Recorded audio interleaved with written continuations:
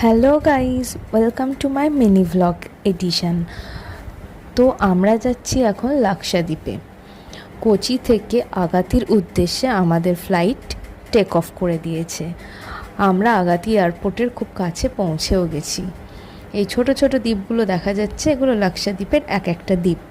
তো আগাতিটাও একটা খুব ছোট্ট দ্বীপ, শুধু এইখানেই এয়ারপোর্ট আছে।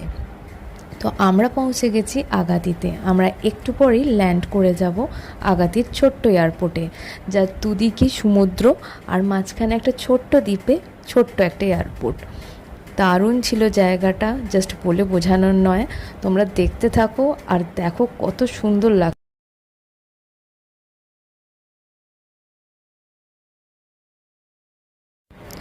ছোট্ট এয়ারপোর্টে একটা ছোট্ট মিনি অ্যাকোয়ারিয়ামও ছিল, যেখানে সমুদ্রের নিচটা কীরকম সেটা দেখানো যাচ্ছিল।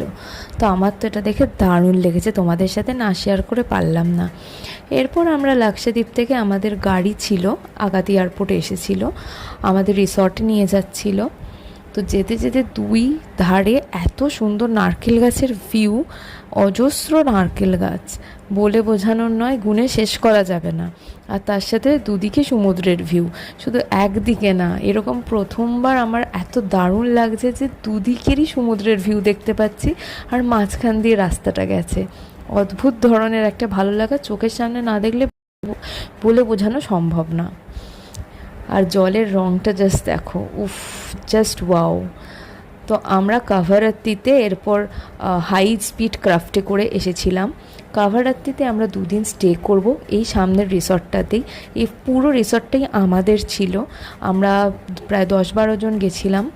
এই রিসর্টটায় প্রায় 4-5টা রুম আছে, একটা বড় ডাইনিং হল আছে, একটা কিচেন আছে, সবটাই আমাদের ছিল। তো ফার্স্ট ফ্লোরে আমাদের রুমটা, চলো তোমাদেরকে একটু দেখিয়ে নিই কীরকম ছিল।